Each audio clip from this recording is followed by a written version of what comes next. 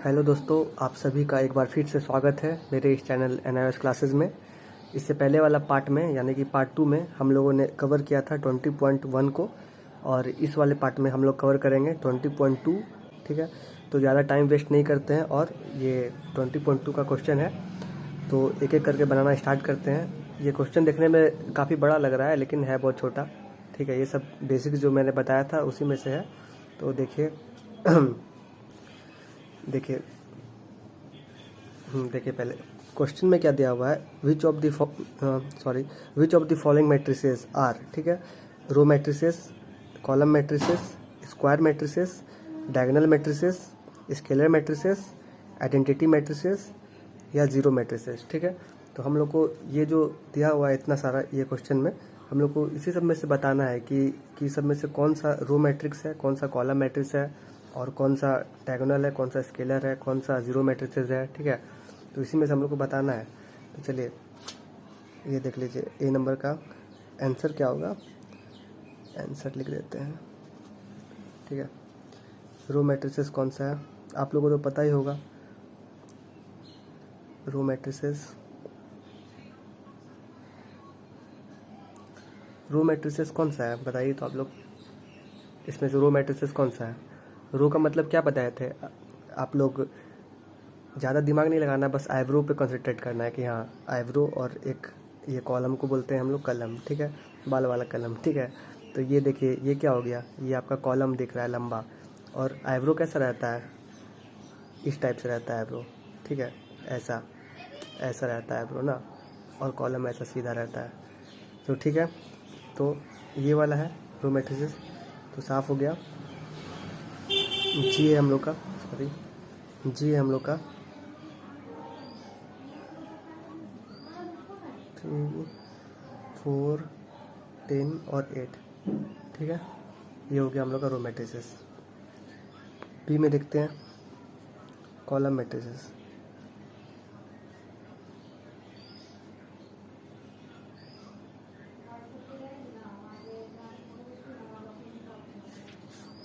Column matrices कौन सा है, ये वाला।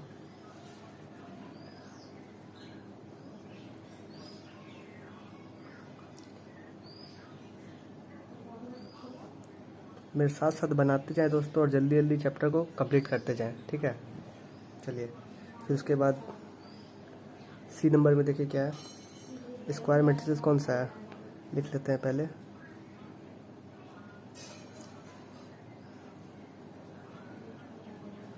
स्क्वायर मैट्रिसेस कौन सा है, स्क्वायर का मतलब क्या होता है, क्या होता है स्क्वायर का मतलब, आप लोग इसमें से देख के बताइए कि स्क्वायर मैट्रिसेस कौन सा है।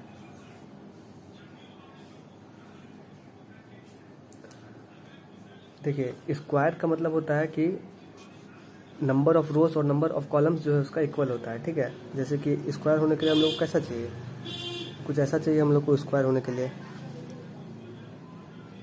कुछ ऐसा मान लीजिए, सब चीज़ बराबर होना चाहिए इसका, 1 2 1 2 2 इंटू 2। ठीक है, और ये आप लोग को दिख नहीं रहा है। स्क्वायर का मतलब आप लोग समझिए, स्क्वायर किसको कहते हैं, कुछ ऐसा जो चारों तरफ से बराबर हो। ठीक है, उसको कहते हैं हम लोग स्क्वायर। ठीक है, तो लिखिए आप, in square matrices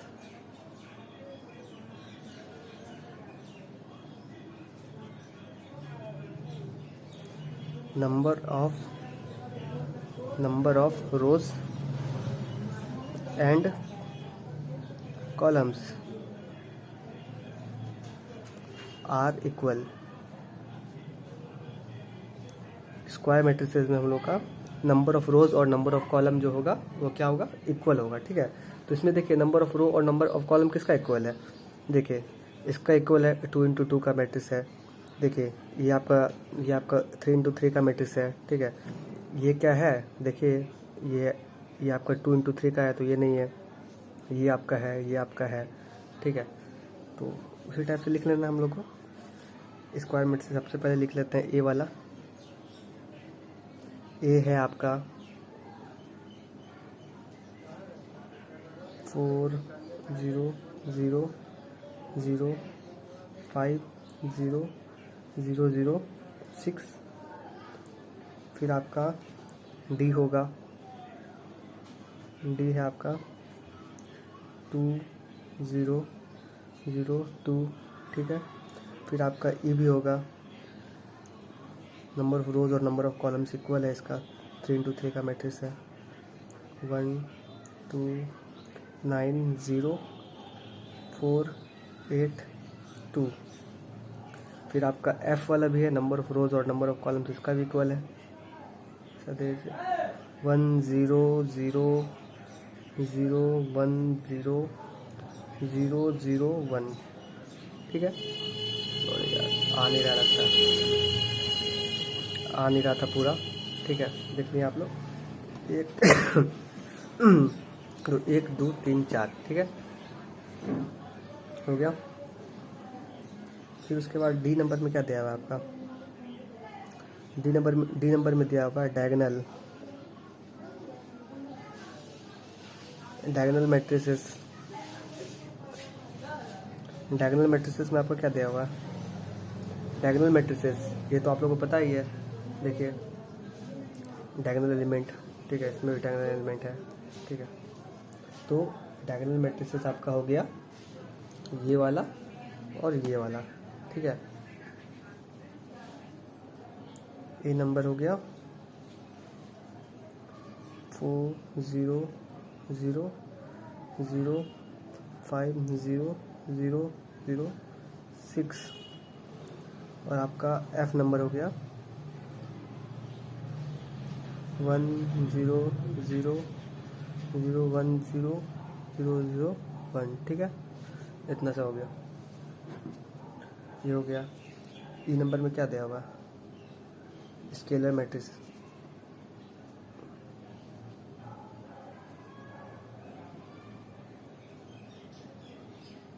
scalar matrices, scalar matrices का मतलब क्या होता है,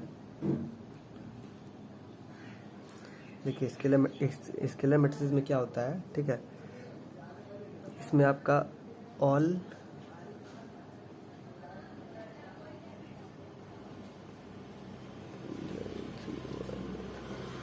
diagonal elements, sorry, all diagonal elements are equal, ठीक है, एंड रिमेनिंग एलिमेंट आर 0।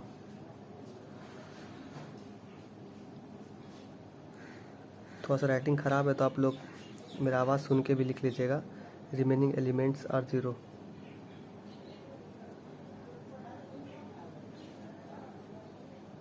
इसका मतलब क्या हुआ, जितना भी डायगोनल एलिमेंट रहेगा स्केलर मैट्रिसेस में वो आपका इक्वल रहेगा, ठीक है। और बाद बाकी देखिए जितना भी डायगोनल एलिमेंट है ये आपका इक्वल रहेगा, बाद बाकी जितना है वो 0 रहेगा, देखिए यही चीज़, ठीक है।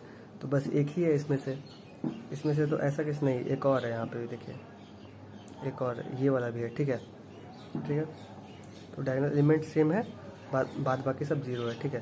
तो इसको आप लोग लिख लीजिएगा, हम बस यहाँ लिख देते हैं, जगह नहीं है, डी एंड एफ, ठीक है, डी एंड एफ, इसको आप लोग लिख लीजिएगा, ये वाला और ये वाला है, ठीक है।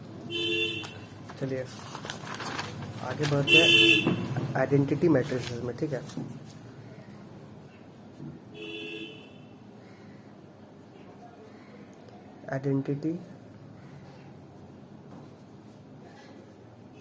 आइडेंटिटी मैट्रिसेस में क्या है आपका, इसका मतलब क्या होता है, आइडेंटिटी मैट्रिसेस का मतलब क्या होता है, इसमें देखिए इसका मतलब होता है एक, ठीक है, ऑल डायगोनल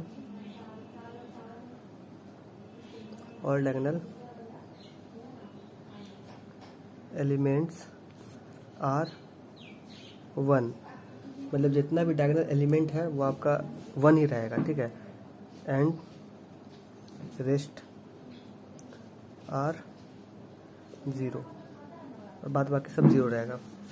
बस 1 ही डायगोनल एलिमेंट में जो है बस 1 ही रहना चाहिए, ठीक है। ऐसा आपका देखिए बस एक ही केस है, ये वाला केस ही है 1, बाद बाकी ये सब में से कुछ नहीं रहेगा। मान लीजिए 2 2 2 भी रहेगा तो वो नहीं होगा, बस 1 ही होगा, ठीक है। तो एक ही है ऐसा, तो एफ नंबर, तो इसका मैट्रिसेस एक ही है, एफ नंबर है 1 0 0 0 1 0 और 0 0 1, ठीक है, ऐसा ही है। अब देखिए उसके बाद क्या दिया हुआ है, ज़ीरो मैट्रिसेस। ये तो आप लोगों को पता है, ज़ीरो मैट्रिसेस। ज़ीरो इसका मतलब क्या होता है कि इससे क्या समझ में आ रहा है आपको, ज़ीरो मैट्रिसेस बस सब सारा एलिमेंट जो है ज़ीरो रहना चाहिए, ठीक है। देखिए सारा एलिमेंट ज़ीरो है सी नंबर का, तो यही हो गया आपका ज़ीरो मैट्रिसेस। 0 0 0 0 0 0, ठीक है। जितना भी एलिमेंट होगा इसका सारा ज़ीरो होगा, ठीक है। चलिए अब आगे बढ़ते हैं नेक्स्ट क्वेश्चन में। देखिए इसमें क्या दिया हुआ है, इसमें दिया हुआ है find the value of a b c and d if इतना b two c b plus d c equal इतना इतना इक्वल इतना दिया हुआ है, ठीक है। तो हमको क्या करना है, ए बी सी और डी का वैल्यू निकालना है, ठीक है। जैसे यहाँ पे बी सी डी सी ए, हम लोग को ए बी सी डी का वैल्यू निकालना है, ठीक है। बस इतना चीज़ दिमाग में रखना है, ठीक है। तो यहाँ पे आप देखिए समझने के लिए आपको दिखाते हैं, ठीक है। जैसे कि रुकिए एक मिनट, रफ कॉपी लाते हैं पहले। देखिए यहाँ पे b two c b plus d और सी माइनस टू ए, ठीक है, इतना इज इक्वल टू 10 8 12 और 2 ऐसा दिया हुआ है, ठीक है। तो यहाँ पे बीच में देखिए आप लोग क्या है, बीच में इक्वल टू का साइन है, ठीक है। बीच में इक्वल टू का साइन है, इसका मतलब क्या हुआ, इसका मतलब हुआ b is equal to 10, b जो है आपका 10 के बराबर है, ठीक है। 2c जो है आपका 12 का बराबर है, ठीक है। देखिए 2c जो है आपका 12 का बराबर है, b प्लस डी जो है आपका 8 का बराबर है, ठीक है। b प्लस डी जो है आपका 8 का बराबर है और c माइनस 2 है आपका 2 का बराबर है, ठीक है। ऐसा चीज़ समझ में आया आप लोगों को, ठीक है। b 10 के बराबर है, 2c 12, बीच में इक्वल का साइन है ना, इसलिए दोनों बराबर है एक दूसरे का, ठीक है। ऐसा हम लोग लिख सकते हैं, ठीक है। तो हम लोग को यहाँ से ही ए बी सी डी का वैल्यू निकालना है। तो देखिए कैसे निकालेंगे, देखिए सबसे पहले क्वेश्चन लिख लेते हैं, ठीक है। ए नंबर का, ए नंबर में क्या दिया हुआ है, b two c b plus d c minus 2a, ठीक है, इक्वल दिया हुआ है 10। जब भी ऐसा क्वेश्चन है एग्जाम में, ये सब क्वेश्चन 2 नंबर 3 नंबर में आ सकता है। तो आप लोग को बस कुछ नहीं करना, आराम से इक्वल टू का साइन देखना है, बस काम हो गया, ठीक है। तो देखिए यहाँ पे कॉरस्पॉन्डिंग, इसको हम लोग बोलते हैं कॉरस्पॉन्डिंग एलिमेंट, ठीक है। देखिए तो इसको हम लोग कैसे लिखेंगे, पहले लिख लेते हैं यहाँ पे, सिंस कॉरस्पॉन्डिंग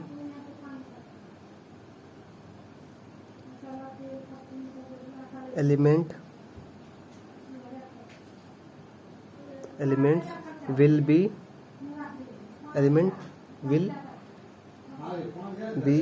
इक्वल, ठीक है। देयरफॉर, ठीक है, हम लोग को पता है कि जो कॉरस्पॉन्डिंग एलिमेंट है वो इक्वल है, ठीक है, एक दूसरे का। तो इसीलिए b इज इक्वल टू 10, ये तो हम लोग को दिख गया, ये तो साफ निकल गया, b इज इक्वल टू 10, ठीक है, ऐसा, ठीक है। अब c देखिए क्या निकलेगा, 2c, इसको हम लोग इसके बराबर कर सकते हैं, 12 के बराबर, इक्वल टू 12 है यहाँ पे। तो c इज इक्वल टू 12/2, तो ये कट जाएगा 6 टाइम्स में, तो c इज इक्वल टू 6 आ जाएगा दोस्तों। ये देखिए आप, c निकल गया, b निकल गया।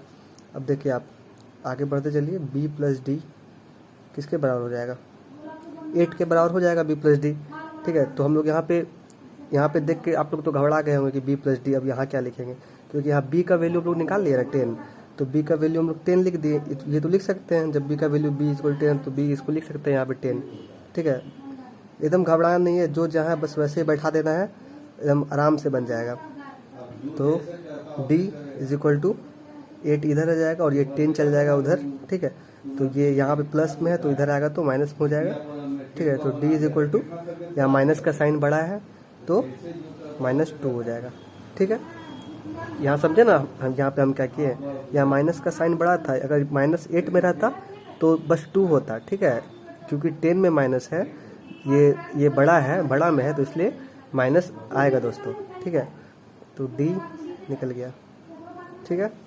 अब लास्ट देखिए क्या दिया हुआ है, c माइनस सी माइनस 2a, ठीक है। तो हम लोग को यहाँ से क्या निकालना है, ये सी निकल गया, बी निकल गया, डी निकल गया, अब हम लोग को ए निकालना है, ठीक है। तो यहाँ पे जो काम किए थे ऊपर में सी का वैल्यू बैठा देते हैं, c minus 2a is equal to, यहाँ पे c minus 2a is equal to कितना है, 2 दिया हुआ है, 2, ठीक है।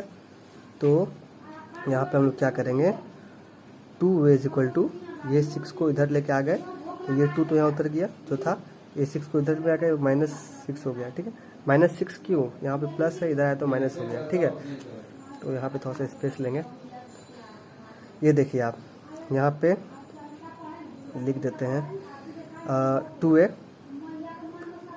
इज इक्वल टू, यहाँ भी देखिए माइनस का साइन बड़ा है तो ये -4 हो जाएगा, माइनस तो होगा ही, लेकिन माइनस का साइन बड़ा है तो -4 हो जाएगा, और a इज इक्वल टू -4, ठीक है, बाय 2, ठीक है। ये 1 टाइम्स में ये -2, ठीक है। तो देख लिए निकल गया a इज इक्वल टू -2, ठीक है, ऐसा हो गया, निकल गया ABCD का वैल्यू निकल गया। तो हम लोग को क्या करना है, हम लोग को साफ साफ लिखना भी ना है कि हम लोग को मतलब कि कैसे किए, तो मतलब कि ABCD का वैल्यू साफ साफ टीचर को आंसर तो दिखना चाहिए ना। तो यहाँ पे लिख देते हैं hence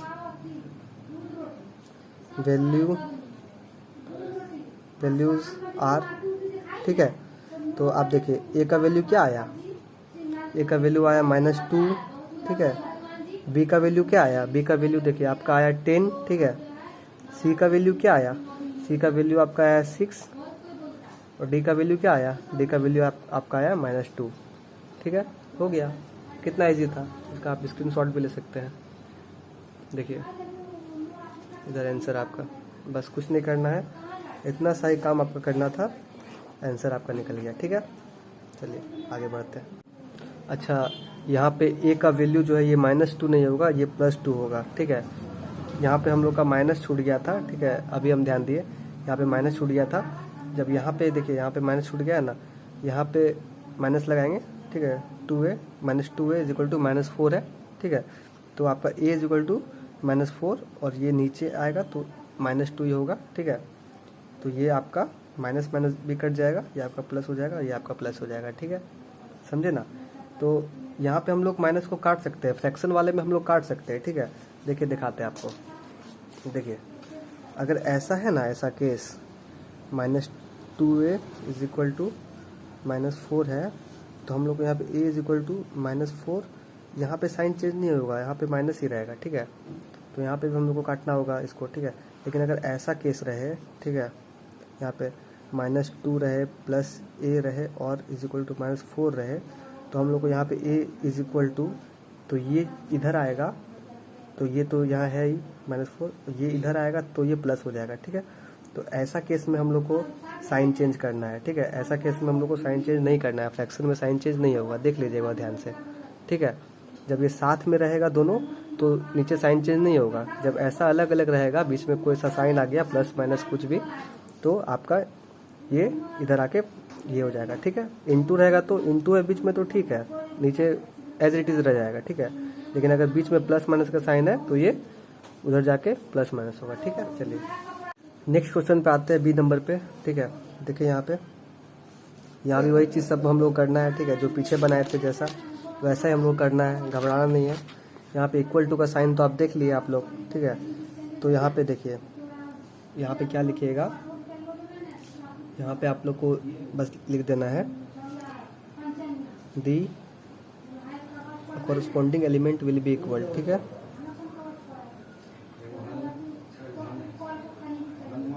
corresponding element will be equal, ठीक है, विल बी इक्वल, ठीक है। देयरफॉर यहाँ पे सिंस लिखना है, ठीक है। Since corresponding element will be equal रहता है, देयरफॉर a + 2, ठीक है, इज इक्वल टू 4। इसको आप लोग बना सकते हैं आराम से, देखिए a + 2 इज इक्वल टू 4, ठीक है। अब यहाँ पे a इज इक्वल टू, देखिए यहाँ पे ये प्लस का साइन है बीच में, तो ये 4 और ये इधर जाएगा तो माइनस हो गया, ठीक है, माइनस। तो ये ए इज इक्वल टू, देखिए यहाँ पे छोटा में है तो इसलिए यहाँ माइनस का साइन नहीं लगेगा, छोटा इसमें रहता है माइनस का साइन तो आंसर माइनस में आता है। तो देखिए ये आ गया आपका 2, ए इज इक्वल टू 2 हो गया, ठीक है। फिर आप देखिए यहाँ पे 4 है, यहाँ पे दूसरा स्टेप में देखिए 4 किसके इक्वल है, 2c के इक्वल है, 4 2c के इक्वल है। कुछ नहीं, घबराना नहीं है, ठीक है। आप लोग हमेशा देखते हो कि 2c इधर है, 4 इधर रहता है, यहाँ पे सर कैसे करेंगे, ठीक है।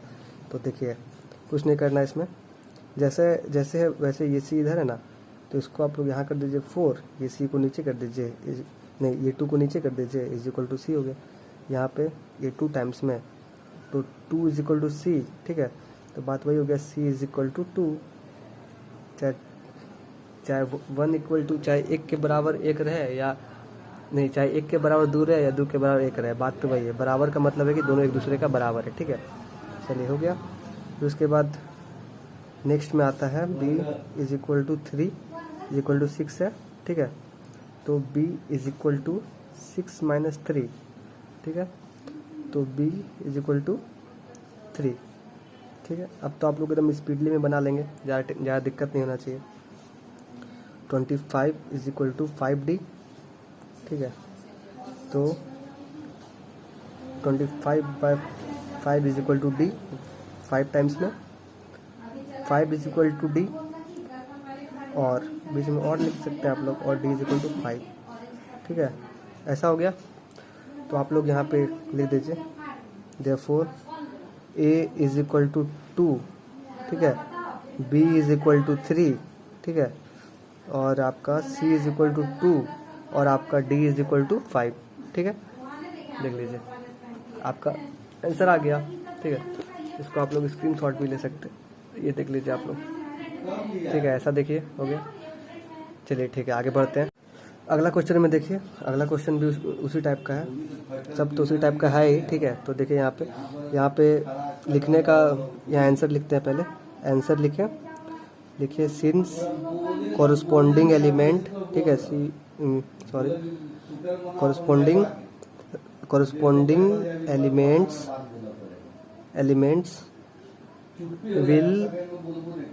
एलिमेंट्स विल बी इक्वल, ठीक है। ऐसे आप लोगों को लिख देना है, corresponding elements will be equal, ठीक है। तो therefore 2a is equal to 3, ठीक है। b यहाँ पे लिख दिया पहले 2a इज इक्वल टू 3, तो a इज इक्वल टू क्या हो जाएगा, 3/2 हो जाएगा, ठीक है। ऐसा हो गया, ठीक है। उसके बाद b इज इक्वल टू, एकदम स्पीडली बनाएंगे, ज़्यादा टाइम नहीं लेंगे अब हम लोग। b इज इक्वल टू -2 है, ठीक है। यहाँ पे दिया हुआ ही है तो कोई दिक्कत नहीं है, यहाँ पे d होगा, ठीक है, d है, ठीक है। तो ऐसा हो गया, b निकल गया। फिर उसके बाद -4 इज इक्वल टू d है, ठीक है। तो d इज इक्वल टू -4 हो गया, d इज इक्वल टू -4 हो गया, ठीक है। उसके बाद नहीं 6 इज इक्वल टू 3c है, ठीक है। तो 6/3 इज इक्वल टू c है, तो यहाँ पे ये 2 टाइम्स में हो गया, c इज इक्वल टू 2, ठीक है। तो यहाँ पे लिखिए आप लोग therefore a is equal to 3/2, b is equal to -2, c is equal to 2, और d इज इक्वल टू -4। दिख रही है, ठीक है, देखिए, ठीक है। चलिए आगे बढ़ते हैं। यहाँ पे d -4 है, ठीक है। तो यहाँ माइनस लगा दीजिएगा आप लोग, ठीक है। यहाँ -4 था, यहाँ बस 4 लिखे थे। चलिए ठीक है, आगे बढ़ते हैं। देखिए यहाँ 3 नंबर में क्या दिया हुआ है, can a matrix of order 1 into 2 be equal to matrix of order 2 into 1, ठीक है। इसका क्या मतलब है, देखिए रफ में दिखाते हैं आपको। इसका मतलब ये है कि क्या 1 into 2 का मैट्रिक्स जो है 2 into 1 के बराबर हो सकता है क्या, ठीक है। ऐसा हो सकता है क्या। देखिए 1 into 2 का मतलब क्या है, ये आपका रो है, ये आपका कॉलम है, ये आपका रो है, ये आपका कॉलम है, ठीक है। तो देखिए अगर हम लोग को 1 into 2 का मैट्रिक्स बनाना है तो हम लोग कैसे बनाएंगे, रो एक होना चाहिए, 1 और 2 ऐसा बनाए, ठीक है। तो ये आपका क्या हो गया, 1 into 2 का मैट्रिक्स हो गया, ठीक है। ये रो देखिए, रो एक ही है और कॉलम 2 है, ठीक है। तो 1 into 2 का पहले रो होता है फिर कॉलम होता है, तो हम लोग को पता ही है, ठीक है। तो क्या ये इक्वल है क्या 2 into 1 मैट्रिक्स का। तो 2 into 1 मैट्रिक्स बनाएंगे तो अभी हम लोग बनाएंगे 2 रो आगे में, ठीक है। तो 1 2, ठीक है, ऐसा बन गया रो और कॉलम 1 ही है, ठीक है, तो ऐसा ही बनेगा 2 into 1 का ये मैट्रिक्स बना। तो क्या ये दोनों देखने में इक्वल है क्या? देखिए तो ये दोनों देखने में किसी एंगल से इक्वल लग रहा है? बिल्कुल भी नहीं लग रहा है, तो ये दोनों इक्वल नहीं है, ठीक है। चलिए यहाँ पे बस साफ लिख देना है आप लोगों को, a matrix,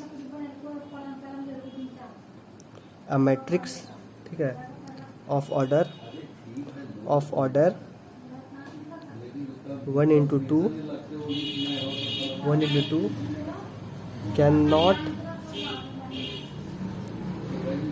cannot be equal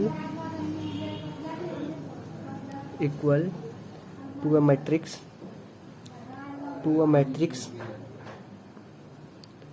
a matrix of order 2 into 1, ठीक है, ये नहीं होगा इक्वल, हो गया, ठीक है। चलिए आगे बढ़ते हैं। देखिए चार्ट नंबर में क्या दिया हुआ आप लोगों का, can a matrix of order 2 into 3 be equal to a matrix of order 3 into 3, ठीक है। क्या 2 into 2 का मैट्रिक्स जो है, नहीं क्या 2 into 3 का मैट्रिक्स जो है वो इक्वल हो सकता है क्या 3 into 3 का मैट्रिक्स से? तो यहाँ तो बात वही हो गया जो हम लोग बात यहाँ पे किए थे, ये वाला क्वेश्चन पे किए थे कि क्या 1 into 2 का मैट्रिक्स जो है 2 into 1 का इक्वल हो सकता है क्या? तो ये इक्वल नहीं हो सकता है, ठीक है। आप लोगों को तो मैंने बताया था ये वाला एग्जांपल देके, ठीक है। तो बस यहाँ पे सिंपल लिख देना है no a matrix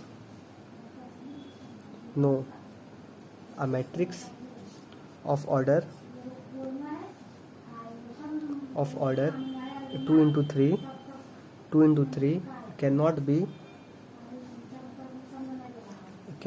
be equal to a matrix of order 3 into 3, ठीक है।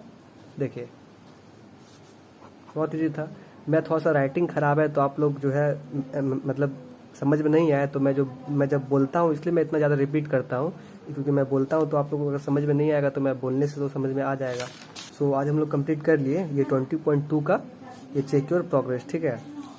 इससे पहले वाला वीडियो में हम लोगों ने चेक योर प्रोग्रेस का 20.1 को कंप्लीट किया था, ठीक है। तो देख लीजिए जो है आपके सामने है। तो इसका जो जितना भी पार्ट है ना जो हम बना रहे हैं, ठीक है, इससे पहले हम बनाए थे चेक योर प्रोग्रेस का 20.1 को, ठीक है, और आज बताएं 20.2 को, ठीक है। और ऐसे ही ये 20.6 तक है दोस्तों, ये जो मैट्रिसेस का जो एक्सरसाइज है ये 20.6 तक का ही है। तो ये 20.6 तक कंप्लीट कर लेंगे हम लोग तो ये मैट्रिसेस पूरा फाइनल कंप्लीट हो जाएगा, ठीक है। और जितना जल्दी हो सके मैं 20.6 तक का ये कंप्लीट करा दूंगा, उसके बाद हम लोग आगे बढ़ेंगे, ठीक है। चलिए थैंक यू।